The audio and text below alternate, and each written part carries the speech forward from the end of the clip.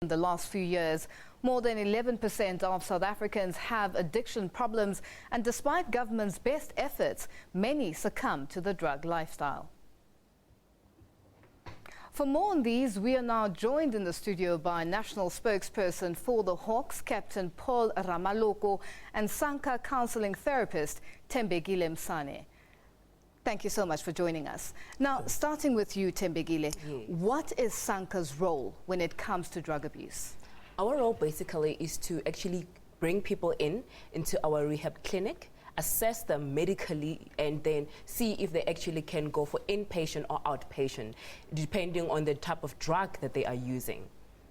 Now, in terms of the people that do come into to SANCA for counselling, Yes. What drives them to start using drugs and become addicted to drugs? It differs, with adults and young people. With young people, mostly we find out peer pressure, we find, problems at home, or they come from families where parents are divorced. Whereas with adults, a lot what we see is depression, a lot that is always associated with alcohol. And we see people that are very lonely, people that actually maybe, the stress level are up due to their work.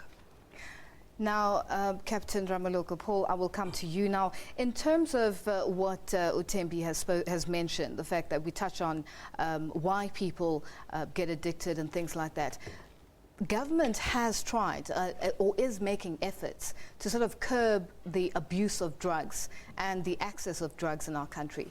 What role is the Hawks playing in this? You'll understand, Lulu, that we are an elite investigative wing of the police. We are crime fighters. We are the one behind cracking on the drug laboratory. We have serious drugs, or we have drugs that are easily accessible, and we've got drugs that are not easily accessible. You talk about your heroin, which is not from South Africa, drugs that are coming in the country, and drugs that are we have them like dacha, and we have a lot of dacha which is part of drugs and is easily accessible. It just grows everywhere. Anyone can get hold of it. Even if we can try our best to discourage people to consume it, but it's at the end of the day a person's choice to understand that even if it's a crime to possess it, people must also try to help themselves while we are also trying to let them abide by the law. Now, looking at the police's role, we've seen a few major drug busts, for instance, the one that happened in Durban a few weeks ago. Now, in terms of your investigation processes, you've just mentioned that there are different types of drugs, the easily accessible ones and the ones that are, so to speak, expensive. How do you then go into the ground and say, this is the process that we use to get to the people who are bringing the drugs into the country or who are growing them? We have notable successes in terms of discouraging criminal syndicates, especially those that are bringing drugs in our country. We have a very strong port of entry control, but you will understand that drugs is actually chemistry of its kind. There are cleaning chemicals which are domestic, used at home. People are just mixing them. At the end of the day, they get intoxicated, and those are less policeable type of drug consumption. But there are a lot of concoctions which people are consuming, and at the end of the day, it may not be easy for the law enforcement to discourage them to engage in those activities. Now, Thembi, your success rate in terms of rehabilitation, how successful is drug rehabilitation? When it comes to drugs, it varies year by year. And, as SANCA National, we tried to actually, look at it by branches because, nationally there are different types of branches. As a whole, at the moment, we're looking at 60 to 40, which is a concern, looking at Nyaope, how much is growing in our country at the moment. And, also looking at the unemployment rate at the moment, it's also putting a lot of pressure on people and young people who are sitting at home. Now, touching on drugs like nyaupe, Yes. we're told that there's different elements that are mixed into this concoction for it to become nyaupe. Yes. What sort of role are you hoping or expecting from government to play to curb this sort of concoction mixing? And obviously they will come up with different types of drugs, probably on a monthly or yearly basis. How would you like government to assist you as SANCA? What I would like to do is actually, we really need government to look at this as much as we've looked at different types of diseases that have attacked South Africa. We really need each and every community to come in on board. For example, working with your SAPS, working with Department of Health, Social Development, schools, churches. We're calling South Africa. We're calling parents. We're calling different individuals to come in, because looking at rehab at the moment, already we have subsidy that doesn't even cover 100% of a rehabilitation person. It only covers 40%. And, when we look at the communities, people are unable to get to us because there is a fee that is put into rehab, because we need to detox these people. They need medication. They need to be taken care of 24/7. And what we're urging the government to do is actually, come down, sit down with us, SANCA, call us in. Let's sit down. Let's actually look at this. How can we actually help the community? How can we actually just, take that nyaupe out of our system, out of the children in the community? Because it's destroying schools. At the moment, yes, we have a program called Kimoja, which is ventured out to schools, to try to actually curb and take in kids to say, let's look at this, what are you guys doing? Let's look at a person's, purpose in life. Now, Captain Ramaloko, let's touch on the issue of whistleblowers. How do whistleblowers come forward? And is there some sort of protection that is in play? Or what is the process? How can a layman say, I would like to give police information with regards to maybe my neighbor who's doing 1, 2, 3? Look, there are a lot of systems in place which people can use to report drug dealers and drug users. There is our 08600 101 number, which people can call anonymously to report the dealers. There is a crime line number. There are nearest police station which individuals can approach to report those that are involved in this. But we are saying that to those who are manufacturing drugs and continuing to ravage our communities, if the users themselves are not fortunate to be housed by SANCA, to be rehabilitated by SANCA, will make sure that they face the long arm of the law, and that they go to, they go to prison for a very long time for their engagement in these illegal activities. Now, let's take a look at some of the tweets that have been sent through by our viewers. We have one that says from Mario, who says, drugs are accessible because our port of entry is free for all. Rotten security force from the Hawks to the NIA.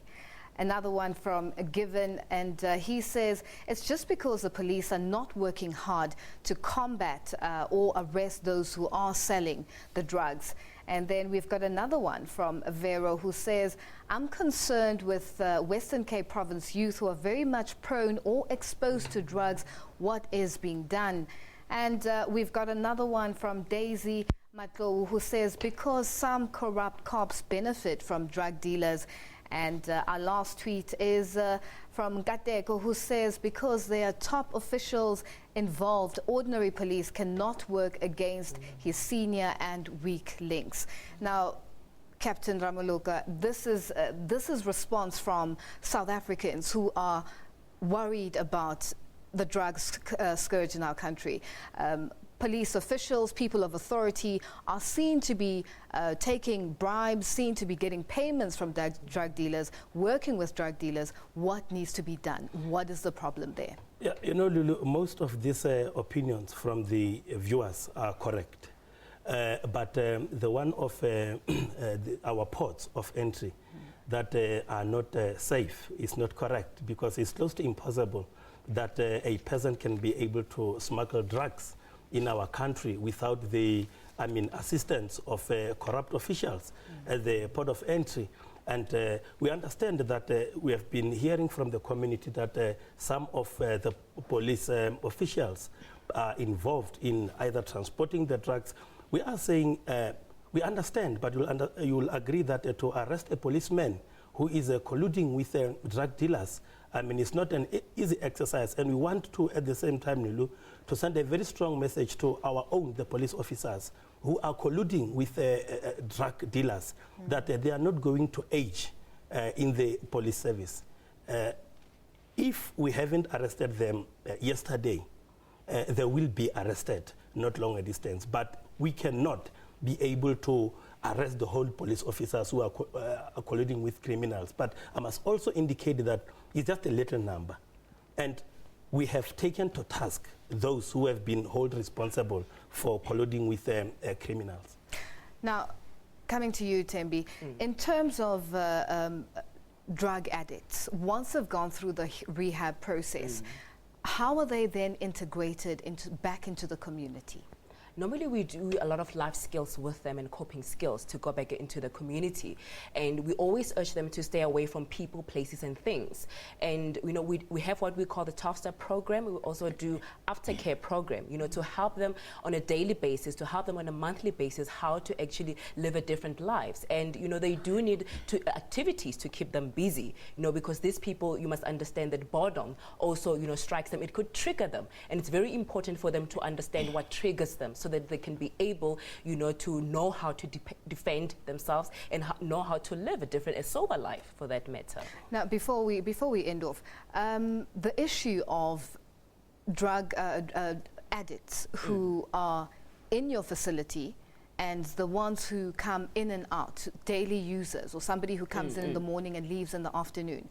What is the difference there, and how effective is that? It is both effective. We look at, as I've said previously, that we look at when we do the medical assessment from the first time we meet a person. They meet with a medical team to actually determine, you know, your drug of use, you know, how long have you been using, how many bags do you take daily, so that we can be able to say this type of person, it will be suitable for outpatient or inpatient. But the treatment is more or less the same, you know, in terms of them attending NA meetings, them attending the individual therapeutic groups, as well as group therapeutic groups that they need to attend, as well as family groups. So both outpatient and inpatient treatment, you know, it depends on the person when we assess them to say, okay, which one will this person be suitable for? All right, we have unfortunately run out of time, but I'm going to ask both of you to give us contact details for our viewers at home who are watching, to say, how do they get a hold of your SANCA, and how do they give information or a tip-off to the police? Can you quickly give us your contact details? Yes, our number is 011-673-0400, and they can always find us on our Facebook or Twitter page, which is Phoenix House, you know, Phoenix_House, as well as on Facebook, and they can always go on www.sanca/jhb.org.za. Captain Ramaloko? We have our 08600 10111, number, and we have got the nearest police station. They must approach the police who they have confidence in and give that information. Thank you so much for joining us. Thank you, Lulu. And that was Captain Paul Ramaloko, National Spokesperson for the Hawks, and Thembekile Msane, SANCA Counselling Therapist. Thank you for joining us.